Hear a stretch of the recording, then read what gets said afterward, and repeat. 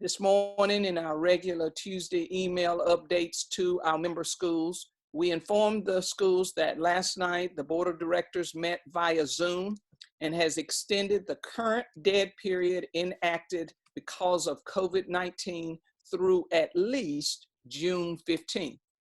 The Board of Directors also directed staff and the NCHSAA Sports Medicine Advisory Committee,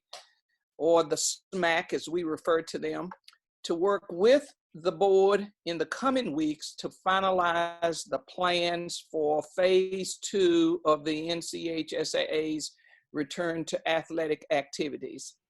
These plans are already in the works, but as more information is learned about the virus, how it spreads, and how that spread can be limited, precautions are being added and revised to ensure that we are doing all that we can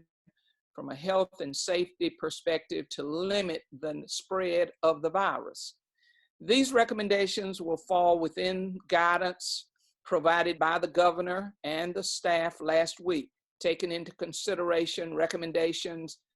by the CDC, the NFHS, and other appropriate sources. It is the goal of the NCHSAA to provide these guidelines for a safe return to our member schools in advance to allow LEAs appropriate amounts of time to implement check-in and check-out procedures for workouts, providing screening for COVID-19, and education to coaches relative to how to maintain appropriate social distancing while providing our students with an opportunity to resume conditioning and training activities with their teammates. We'll be very deliberate in our task activities. We know that these workouts will look different than most traditional summer workouts,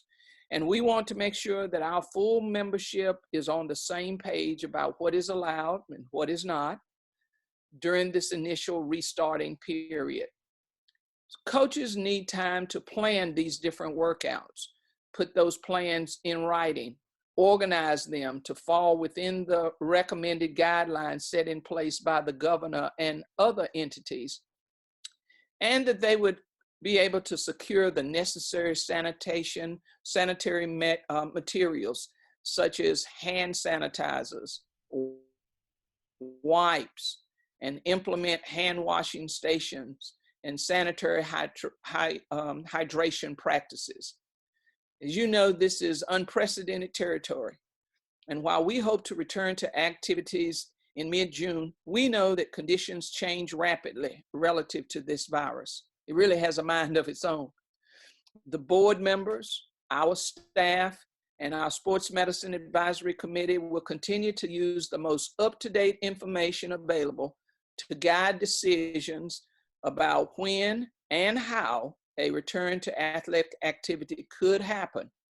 including what steps are necessary to allow for a relatively low-risk return to athletic activity for our member schools and our students. Conditions must continue to improve